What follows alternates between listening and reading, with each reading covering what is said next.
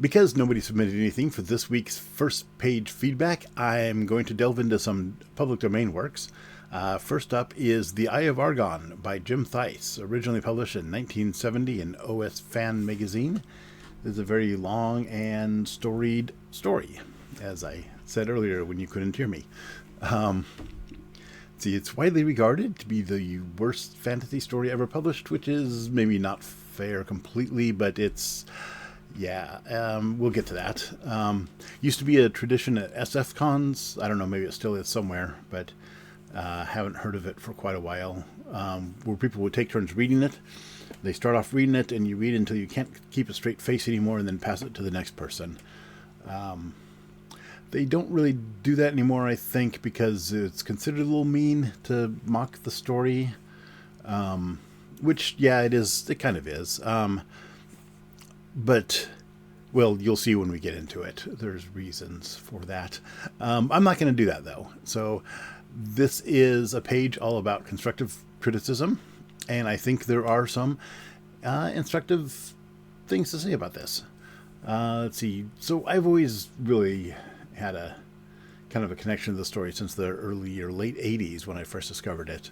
And people were making fun of it online, and we didn't even know the ending because it was not there, and several people had endings that weren't the real ending published, saying they had discovered it, which they had not until about 2003, I believe.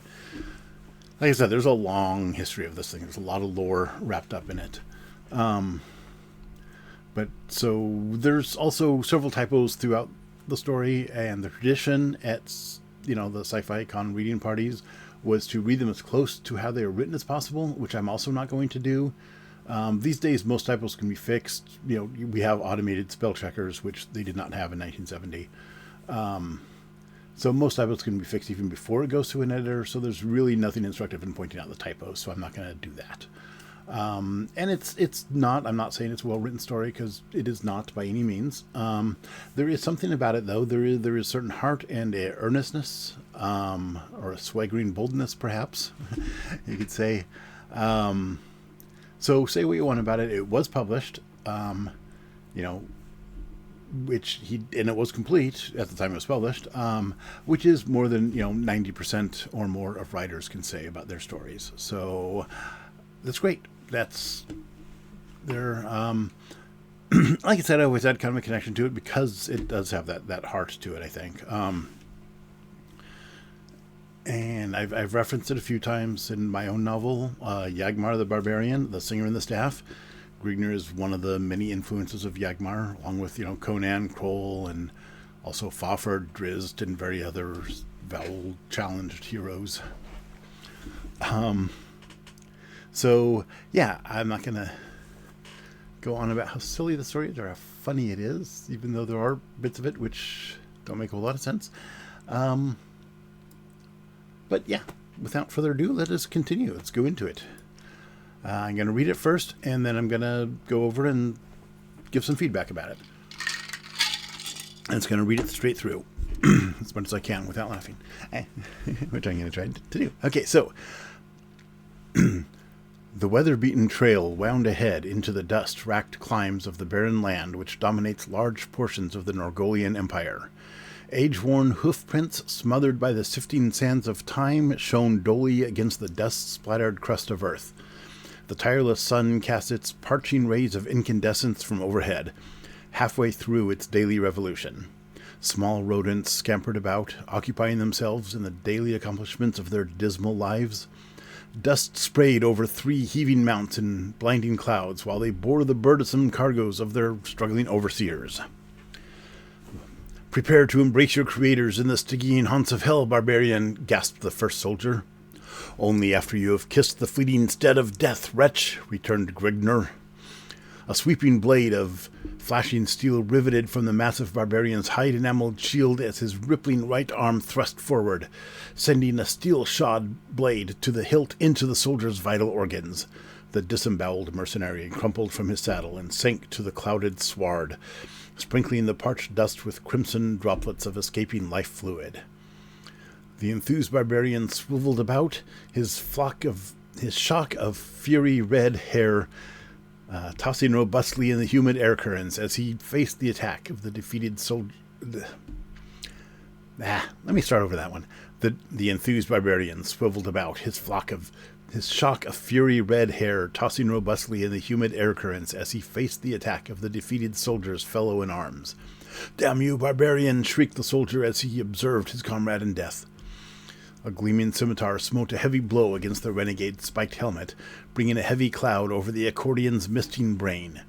Shaking off the effects of the pounding blow to his head, Grigner brought down his scarlet-streaked edge against the soldier's crudely forged hauberk, clinging harmlessly to the left side of his opponent.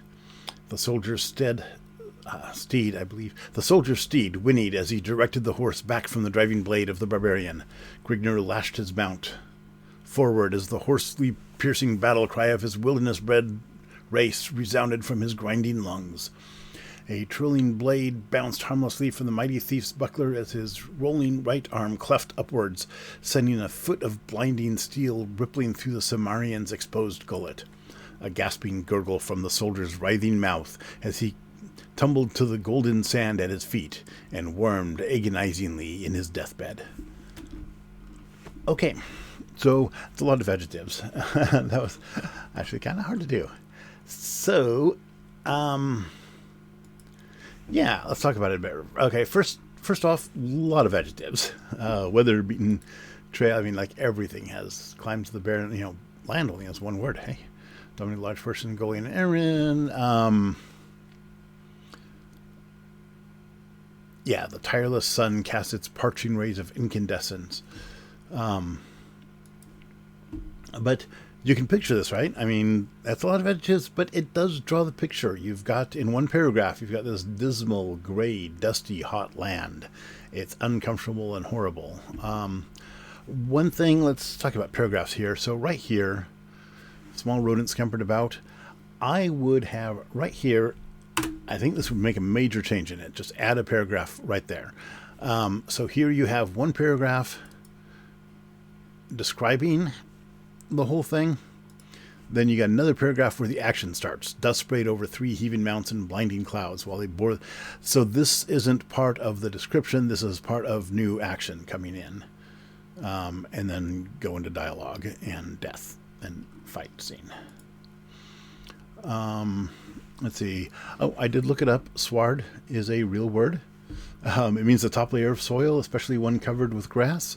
So a bit of a contradiction with the parched dust and, the sand that they describe elsewhere, which sounds like a desert, but now we've got this nice lush green grass that the guy dies on. And I think what that is I really get the impression that Jim Theiss was writing with a thesaurus in one hand in a lot of this. So beware of thesauruses. They can tell you, a synonym for a word, but words have not only the denotations, but also the connotations,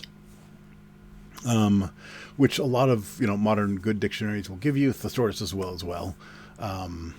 Especially the online thesauruses, they're great. Like thesaurus.com will tell you how the words are used in sentences so that you don't make this mistake. At the time, remember 1970, so he would have had an actual paper thesaurus that he was looking everything up in to try to vary his words a bit as he's writing.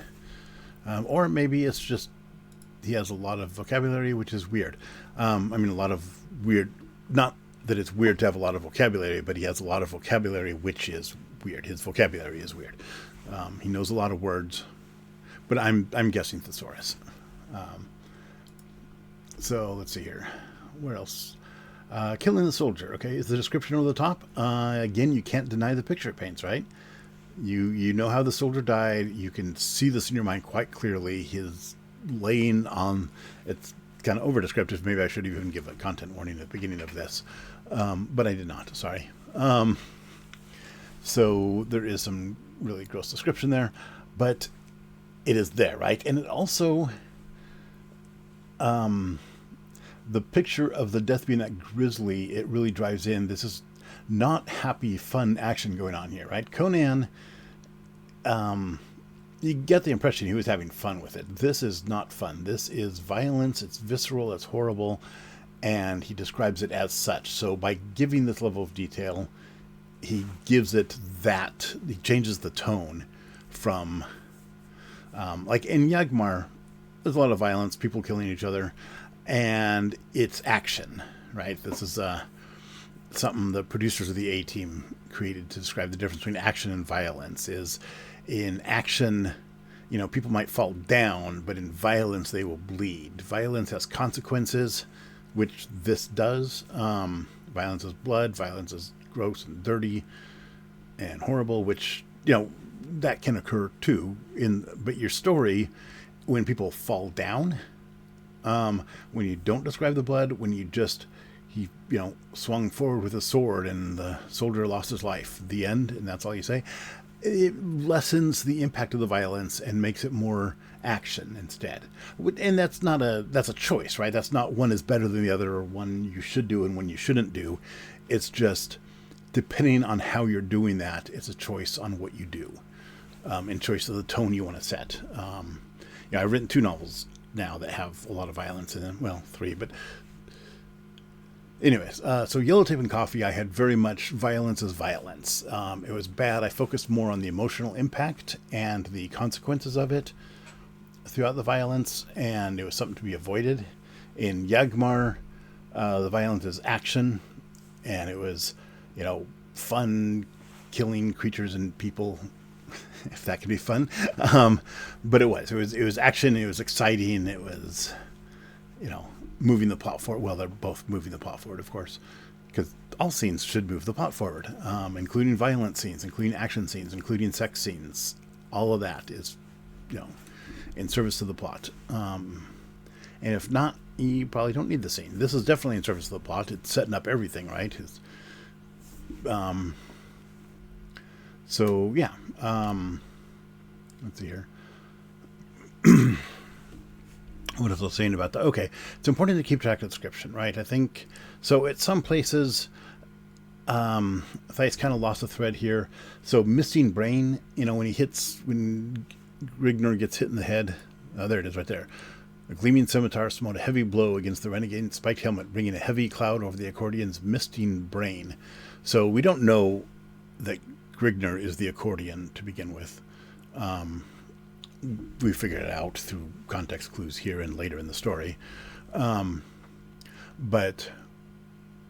the renegade. Okay, so he's a renegade too. I didn't even catch that the first time.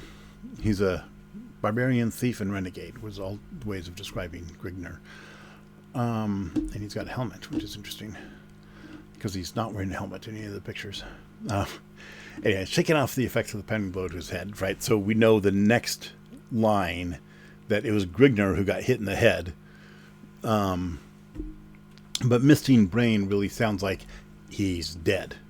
It sounds like somebody's hit the sword so hard his brain is now missed, which sounds like a nasty death, but it turns out he's fine. He just shakes it off.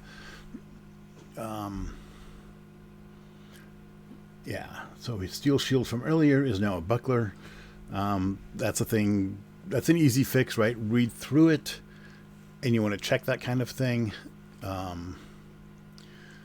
The more of a picture you can form in your mind about what the action is looking at, the more you can avoid that kind of error, right? Because if you know he's got this heavy shield in one hand and the sword in the other hand, and think about what that means, think about how that works. Move through the motions, catch the shield and catch the sword and blend with your shield, and then step forward to the sword while it's that way. See where the openings are. You can even do that, step through things. I did that a lot with Yagmar. Walked around in my room and practiced swinging the sword around, or the staff, pretending it was a dying axe or whatever. Tracking the footwork and how I'm moving. So that's always good. You can watch, there's some really good martial arts movies you could watch and then try to write down what they see. That's a great exercise to do. Apparently the Magnificent Seven, The Seven Samurai, the original, has some very good and well choreographed action scenes. So a great exercise, if you want to do that, is to watch a scene of a sword fight if you're writing sword fights, and then just write down how everything works. Again, I'm a big fan of not doing every single blow. Don't do blow by blow, but do an overall. You can describe some of the blows and then describe how people feel and describe where people move and, how they shift their hips, all that kind of thing. Let's see.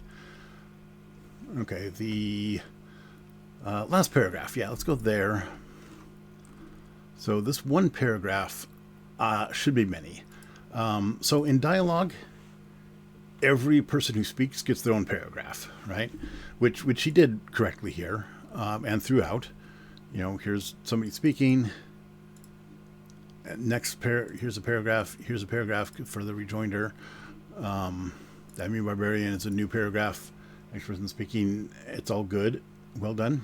The last thing, you should do the same thing with action scenes, right? Have each character who's acting do a new paragraph. So this one big paragraph, it also breaks it up and makes it go faster, which can make the action seem more exciting if you're reading it faster.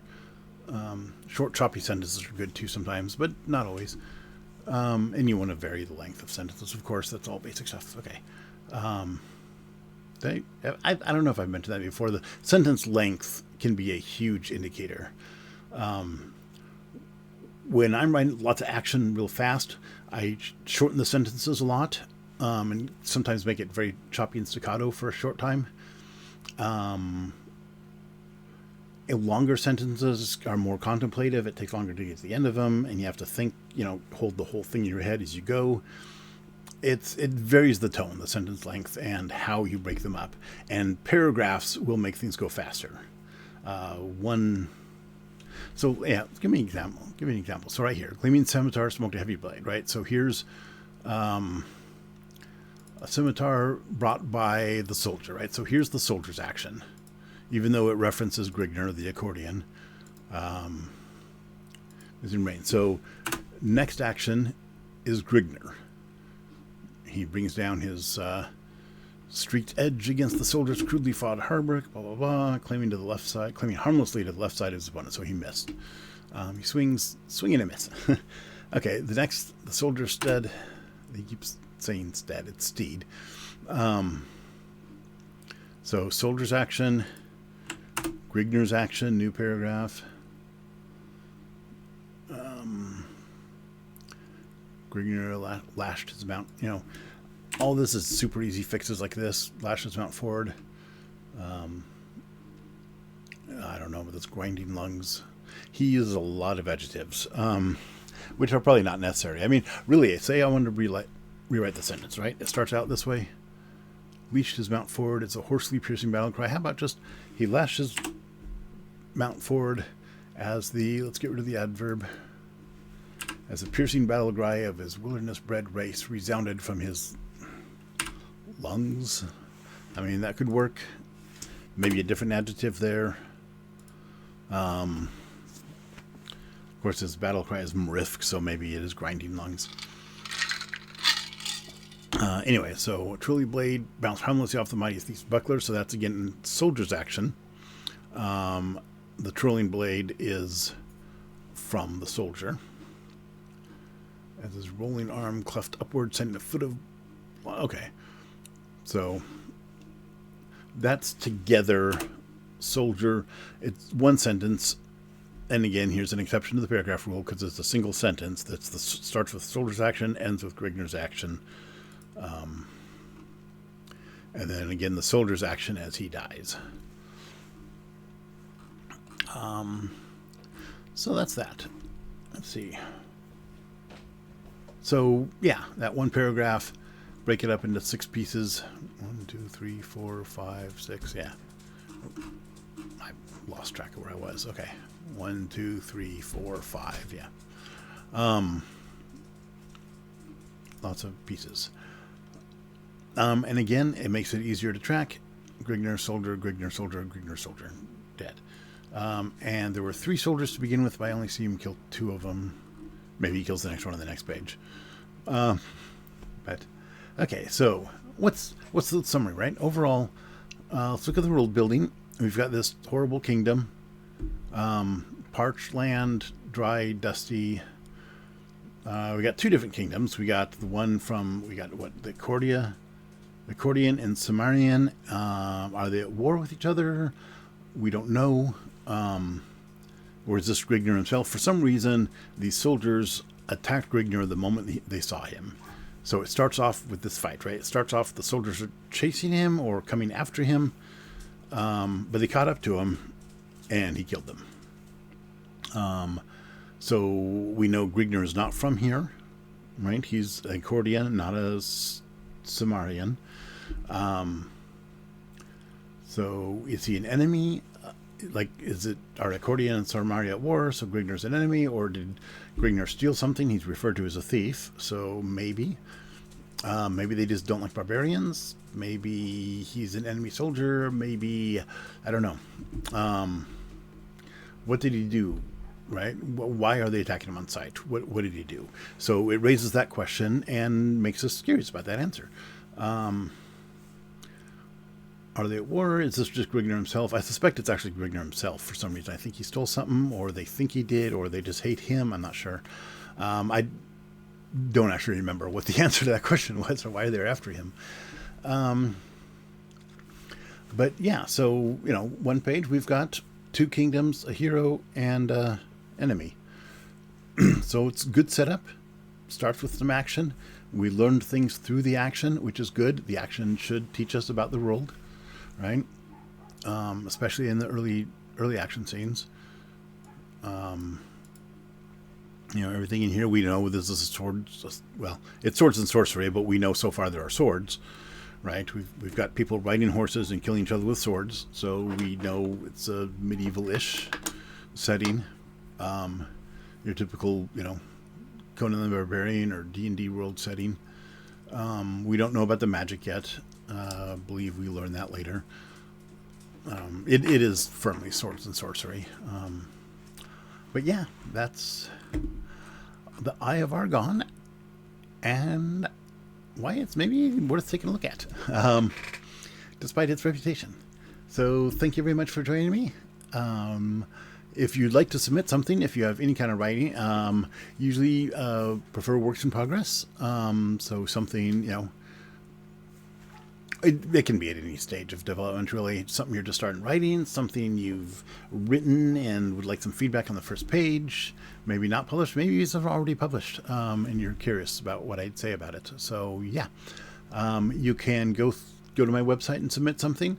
I welcome all submissions. It can be any genre, any stage of completion.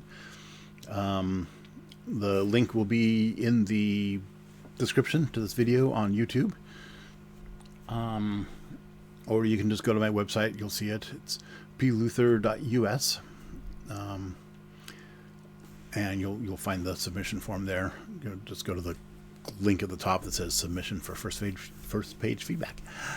And thank you much for joining us, and hope to see you later at some point. Next week, I'm going to be doing the first page of the first Sherlock Holmes story, so it'll be a very different thing. Thank you very much, and goodbye.